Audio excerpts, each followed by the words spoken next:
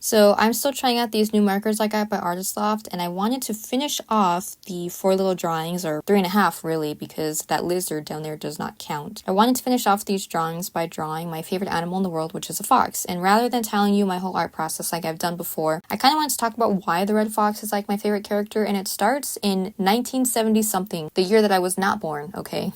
Disney's animated film Robin Hood came out, and I remember watching that at 7 or 6 years old on this tiny little screen TV that I had in my room, and just being super enamored with the movie. With Robin Hood the character, sure, I mean, he's a gentleman. I mean, even as a kid I knew like this is how you should be treated, okay, in a relationship. But he was a really great character to follow, and I just liked the way the movie looked and how kind of scratchy the vintage audio sounded like. And then we move on to 1983, I think, which is the Fox and the Hound's release date, which also is another staple of my favorite movies. And I really fell in love with Todd, the red fox in the movie, and I really loved the relationship between him and the hound dog friend Copper. And then skip to modern day, where we have, is it 2016 that Zootopia came out, and Nick Wilde is like one of the most popular characters there is, but he's also Red Fox, which again I think is pretty cool, because Robin Hood walked so that Todd could jog, and Todd jogged so that Nick Wilde could run, okay, because Nick Wilde is such a great character to follow along with, and he really vibes well with Judy. And I mean, the second one also was just a great, it's not an ad for Zootopia, I mean, if you haven't seen it, definitely check it out. But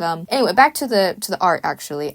In the end, I did decide to use a different acrylic marker. The ones that I was using before were actually water-based, I think. But I'm still having some trouble getting used to them, because once you put it down, there's no like painting over it like obviously acrylic markers would do. So the eyes were too dark, and I needed to fix that, because for me, eyes are like one of the best things to draw in animals or in people. And Red Fox's eyes just have such beautiful colors in them. So I went in with an acrylic marker and just really lightened them, and I think that really brought the whole thing together. I'm not quite fond of the way the strokes came out, but for the most part, it looks alright.